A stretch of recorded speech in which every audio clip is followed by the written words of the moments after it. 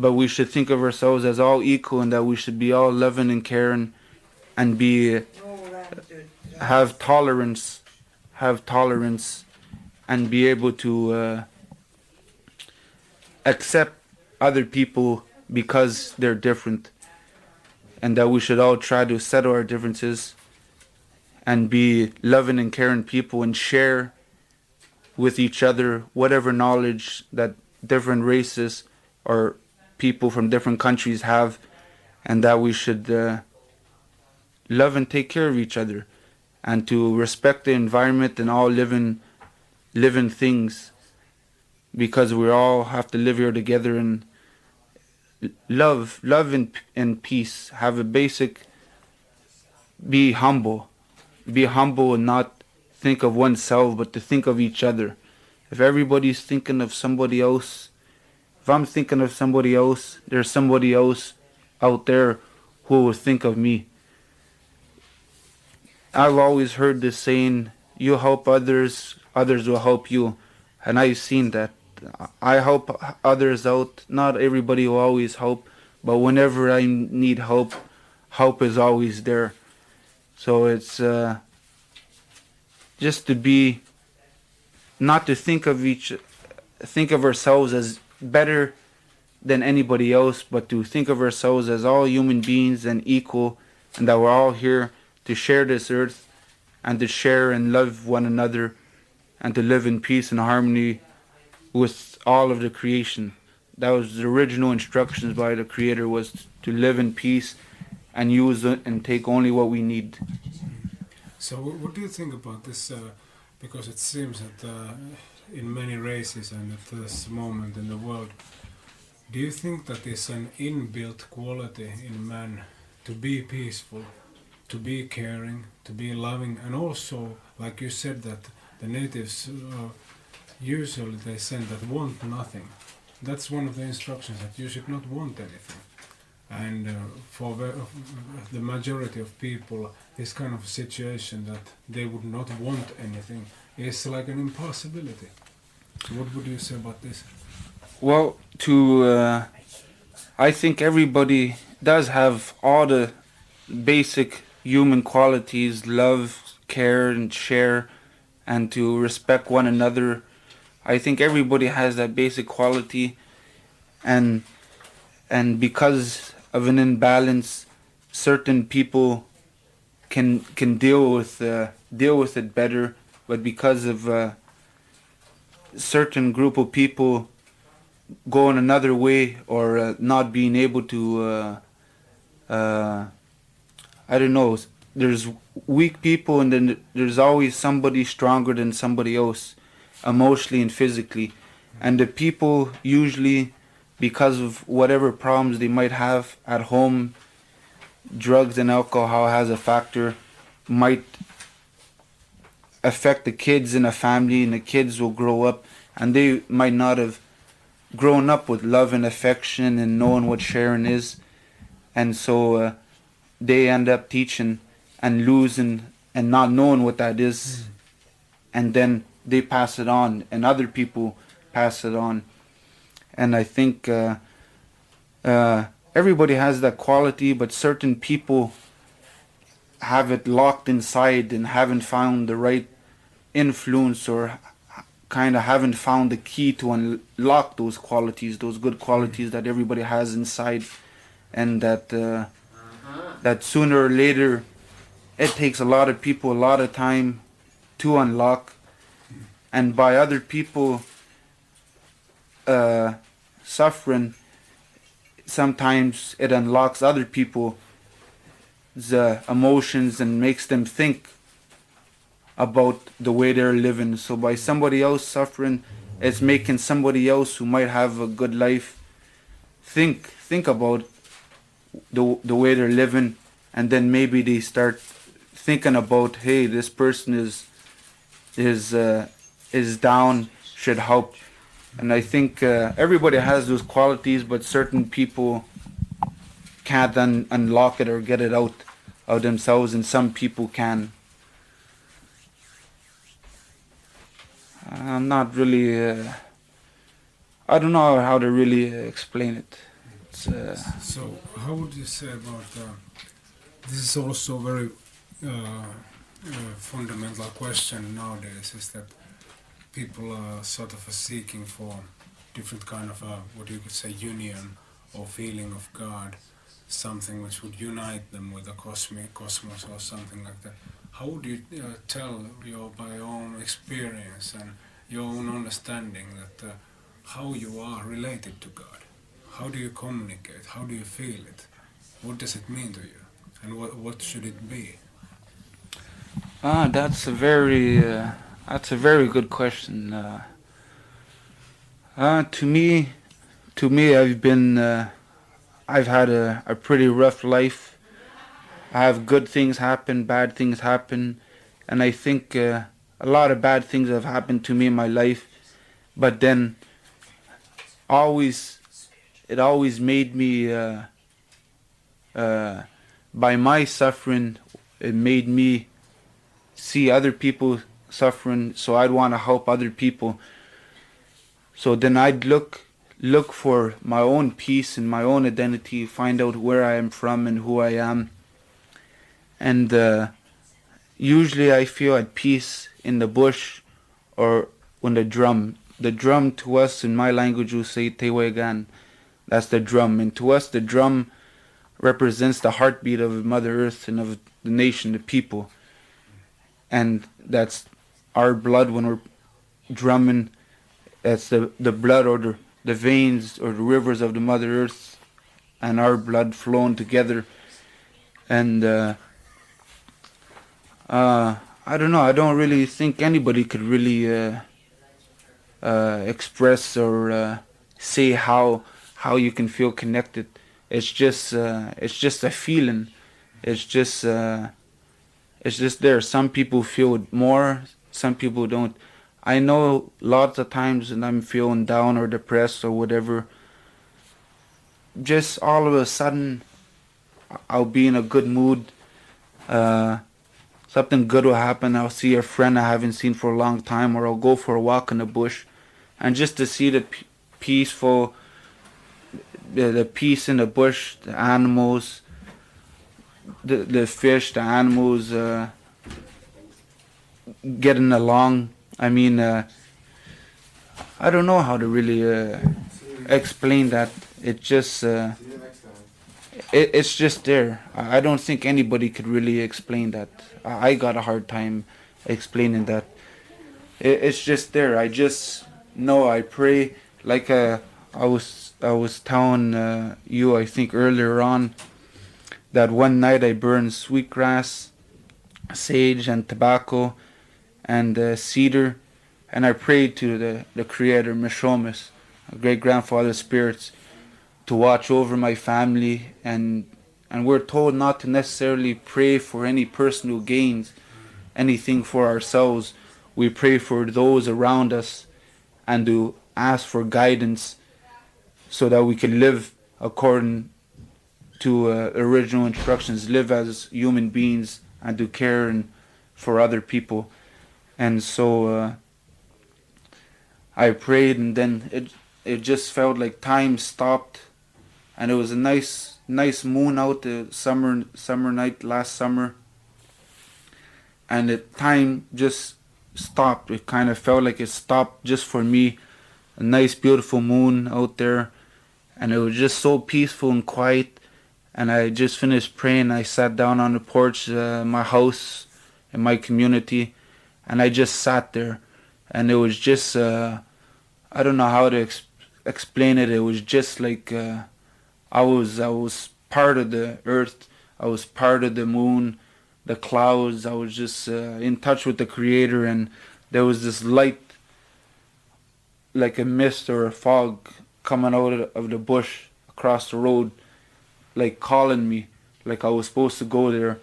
It was just a great feeling. I don't think there's any way that you could really explain it. I was just at peace with myself. I was at peace with the whole universe. I didn't have any worries in the world. I just knew the Creator was there. It's just I don't think anybody could really explain it. completely.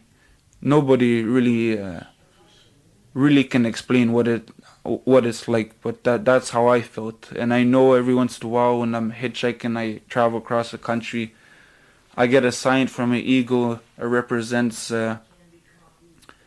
freedom and power, and the eagle usually is a messenger. Eagle flies over, watches, and usually when the eagle screams, it's warning you something bad's gonna happen. And whenever I see an eagle and it doesn't scream, it's watching over me, and I know the Creator is there, looking over me. If I'm hungry or if I'm cold or whatever, I get a sign from the different animals or birds that are sacred to us, and I just know the Creator's there, and and somebody will help me if I'm in need. Uh, the older people, older elders who've been around longer, who have been taught more from early childhood, would be able to explain it more. I can't really explain it all that much. I try as much as I can. I still haven't been as close as I'd want to be, or as close as a lot of other people are. There are more people who are closer to God or to the Creator, to the mystery, than others. And me, that's what I'm seeking. And slowly, sooner or later, I will find it, and I'll live to make this world a better place. Yeah. This is actually what has been said in every single scripture throughout the whole world, that you have to seek, otherwise the mystery will never be opened. You have to seek. And it's a long, hard, and tough road to follow, to find that spirituality, and to be connected with God or the Creator. And the road is hard is because it's a test to see if you really want it enough to be connected to God. And certain people make it down that path, some people don't. And we all have a responsibility. And if the life is hard for us now, we have to make the best out of life that we possibly can now, because what we do today, we do for the next generations to come, and so on and so on. And to me, life is a test, and what we do here and how we live our lives here in this world depends where we're gonna go when we enter the other world, the next world, the spirit world. Whether we're gonna be in peace, or if we're gonna be wandering for eternity. I don't know. Everybody who has a hard time, it's like a test to the Creator, and it's a way to keep us humble. And because if all people had it good in life, everybody had it easy, nobody would be happy. There's always somebody less fortunate than the other, and to try to keep the balance. And for me, all the pain or suffering, the hardships that I've been through, has been a way to keep me going, saying, no, I don't want to live this life no more, and I see other people living the same way. It's a way to keep me humble and to keep me going and strive harder and harder, so I can help the other people who I care about, and I can help them and make it a better world for them too. So what would you say about, like in Christianity, there is this saying that, and also in East, they say that the saints and those aspiring for God have to be pure-hearted, and in Christianity they say that you have to become like children. And what I know, the many natives, they take life very much like children, even if they are very severe people in that sense. What would you commentate about that? Why do the children have to suffer in that sense? How to become? What does it mean? What do you think about yourself? To me, I don't think it's necessarily the children. It's what a lot of children suffer because of what the older people haven't done.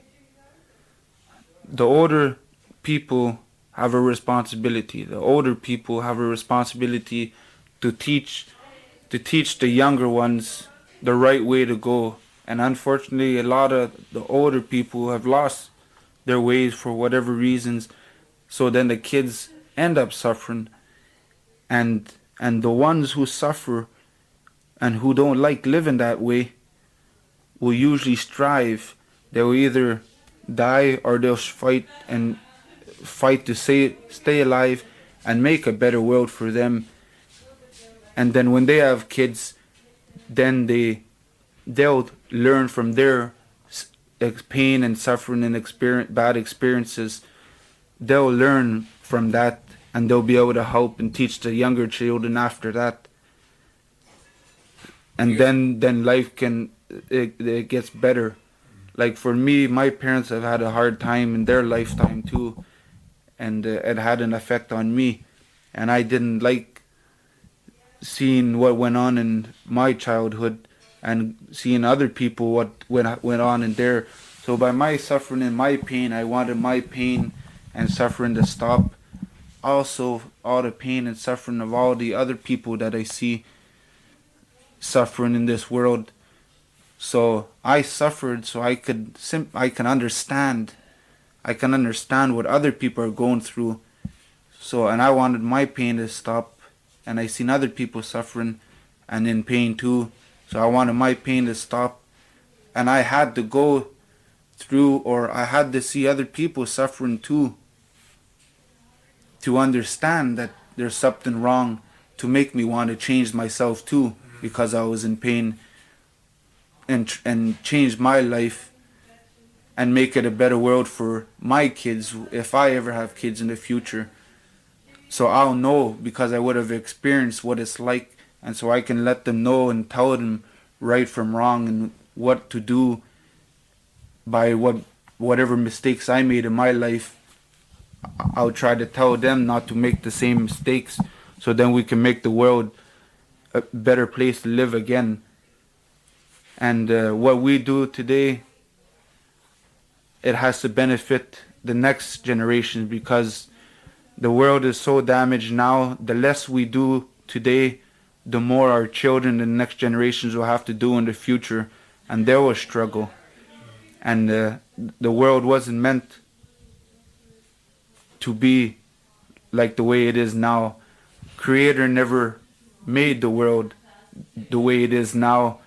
It's human beings who made the world the way it is now. The Creator put us on the earth here to live in peace, gave us instructions or guidelines to live by, and it was human beings who failed or strayed off the path, and we're the ones who have to redo or fix up our mistakes that we've done. It's human beings who have made the world the way it is now, and we have to make it better. What would you say? Just I think we could from now on we could just stop after a while. What would you say that how is it possible, as they say in all the predictions, that some sort of a paradise is coming, or they call it the age of enlightenment, the period of 13 paradises is coming, or the eighth fire, which means after the purification. What does it mean to you? How will it be possible, and what does it mean? The purification and the eighth fire. Yes, what does it mean? What does this paradise on earth mean? Well, to us, the seventh fire is the time that it will be a lot of chaos and a lot of struggles, and then people, the world will be such a bad place to stay that people will have no choice but to come together to make it a better world, so we can all live in harmony with the earth and with each other, and that it will have to happen in order to make people realize that we're living the wrong ways, so we can make it a better world and light the eighth fire, where we can live in peace and harmony together and share and have no war for another 500 years, 1,000 years. Nobody knows for sure for how long.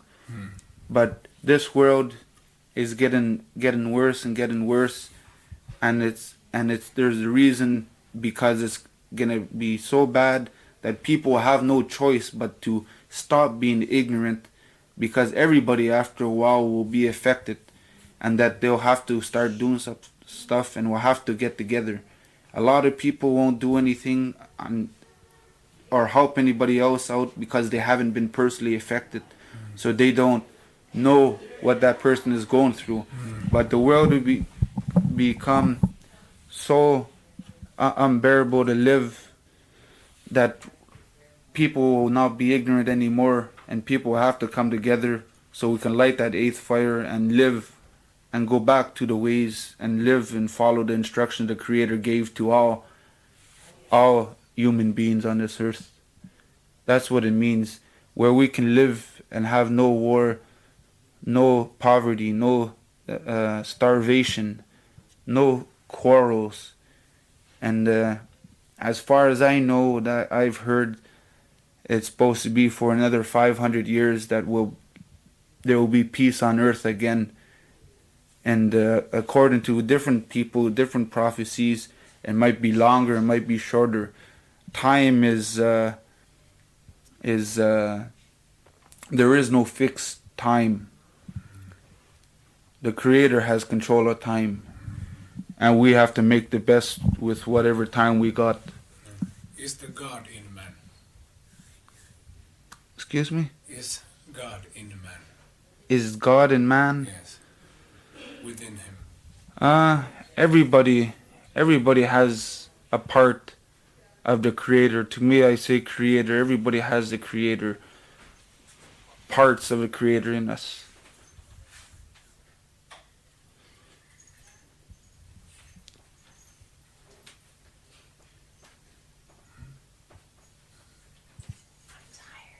Let's go. Okay, just this one more. Or do you still want to say something about that? Because this is, as everybody you know, has Christians are putting the God outside very often. Yeah, everybody has a part of the Creator within them, or God, but a lot of people stumble off and lose it, or have it locked up and can't feel that part anymore, and it takes something in their life or some hardship to make them realize again that they're doing something wrong, and then they can start to feel the Creator or feel God around, because God and the Creator is with everybody. And it's up to us whether to follow the Creator's instructions or to go on our own way and go on the wrong path. It's up to us. The Creator gave us two ways, the good way and the bad way, and it's up to us to follow the good road and follow His ways, or her ways, the Creator. So it's like he or her. Both. Both mother and father. Yeah. So maybe we stop now. We cannot do lots more still. But if you would still like to say your name and your tribe and whatever. I'm from Temiskamingwini, Anishnabe Aki, Bear Clan Macoos, Little Bear. And your name? Kevin Stanger. Thank you, Kevin. You're welcome. I don't know if I did too good there. Usually I don't have a hard time. I can speak better, more fluently, but it's sort of this situation with this tape recorders. Usually that this so film that we can make in lights. But when he take now that tone, and we can take that picture from you when you are in outside in the day, tomorrow morning. so It's okay. Yeah.